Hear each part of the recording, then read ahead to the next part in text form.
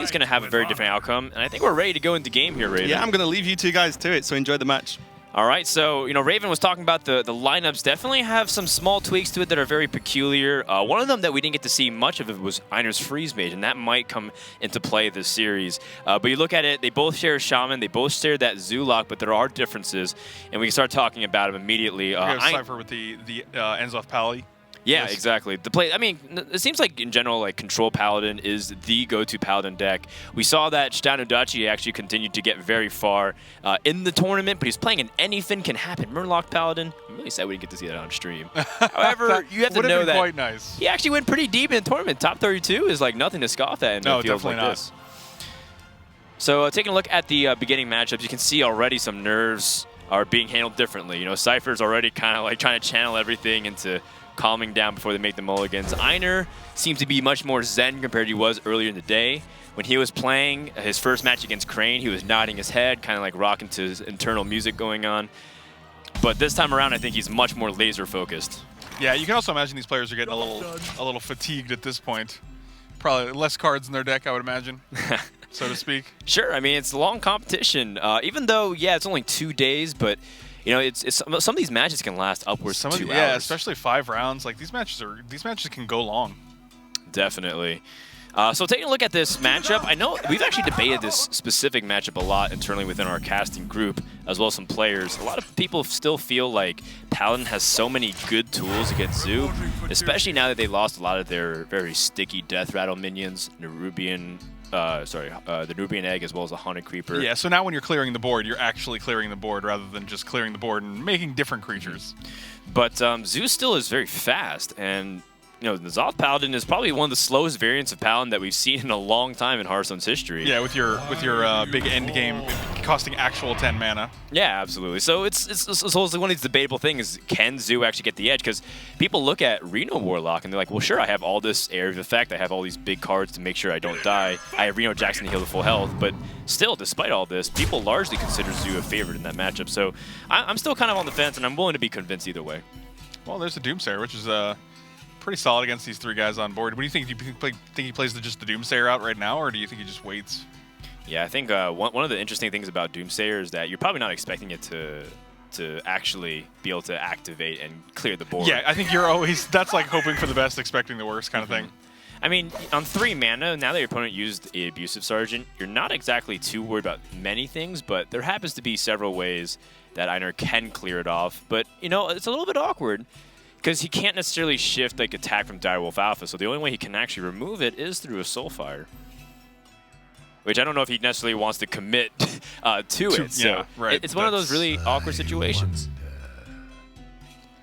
I think what's cool, though, is that you don't have to necessarily be married to the Defender of Argus. You can actually play Direwolf Alpha, the Flame Imp, and you can still coin Soulfire.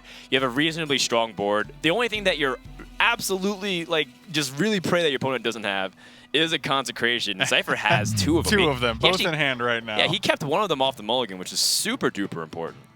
Yeah, having both Consecrations in hand is pretty huge right here.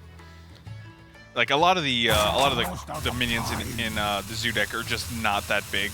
I mean, Defender of Argus can help you get to the 3-point range, but a lot of times they're just all going to die to Consecration.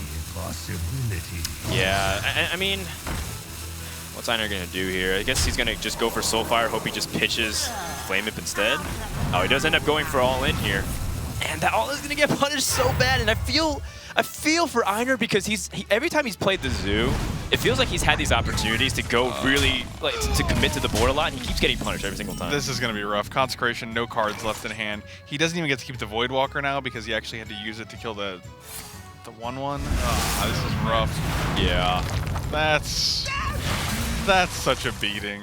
Yeah, you have to start from scratch. And even the Stampeding Kodo that Cipher just drew is just huge against anything that comes down, especially that Imp Gang boss if it hits. Yeah, if it lands on the Imp Gang boss, then I would say that there's almost no chance for Zoo to come back, although I have seen some really good draws. So brutal. Yeah. Oh, this match has been brutal. I'm willing to say that Paladin, I'm back on the camp of Paladin right now. It's just like, you can't really stop something like this. Your best threats are just 1 attack minions. And from this point on, Cipher can even just take it slow and play Acolyte of Pain and start climbing back with grabbing some cards. Eventually, we'll curve it to the Tyrion on turn 8. And INER's best draws at this point, he still got cards like his Leroy, his Sea Giant. Those are some of his big, heavy lifters, but it's nowhere near close enough for them to close out the game. Right. It's not like Cipher's at 6 or 8 or something like that. You know, 24 is still incredibly healthy. INER also he does have the luxury of being able to draw cards, but I mean, it's not looking great. Yeah. Oh, you know, Dark Dwarf isn't a bad draw. Helps you deny the Acolyte from drawing too many cards. Your big concern is if Paladin draws so many cards to the point where you absolutely have no chance. Right now, there's still like this sliver of hope where you don't have, like, maybe your opponent still just has a bunch of humilities. Maybe they have like an equality, and they actually can't play anything on the board, which Cipher does have a play, but in the event that he didn't, then there was this chance, a sliver of hope that INER would come back. Yeah, I feel like this Dark Dwarf is actually going to, one attack. That's what I was. That was the feeling I had there, so makes sense. Yeah, just making sure you mitigate the damage that you're dealt, but while you can build up to 7 or 8 or 9 or what have you, that's usually all you want to do. And he's doing a great job of that right now. Next turn we have either a Tyrion or a Ragnaros, both of which are very threatening against INER's position right now.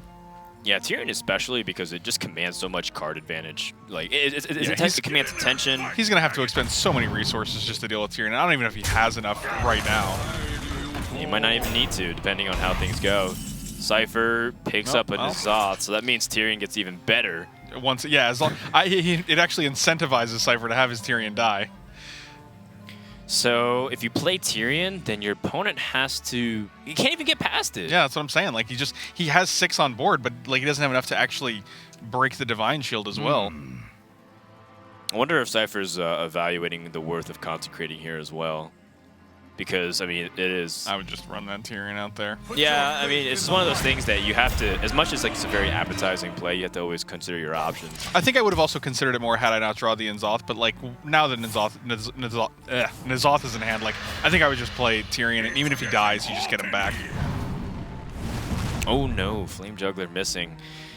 And that means that he's going to have to use Power Overwhelming and trade one of the tokens. Every little token there does end up mattering, because if you can get the trades, you can get the damage in. It'll make a huge difference. Chooses not to play his Forbidden Ritual because he knows that if his opponent has any kind of Area of Effect cards, he's going to be in big trouble. Do you just go Consecrate and then Kodo here to wipe the board? You still have Ashbringer. You can put him down to 12. Next turn, you get N'Zoth. Yeah, it's not bad. It's not bad at all. Yeah, it looks like that's what he's thinking. Guaranteeing the board clear against this deck is probably the surefire way to win. Yeah, that's exactly what you want, I think. Especially when you know that INER is running a very aggressive deck. He has Leroy Jenkins and Soulfires. Those are probably the most aggressive version that you can build, short of putting a Fist of Jaraxxus in. And that's the end. So that's going to wrap it up. Game number 1, very quick in the books.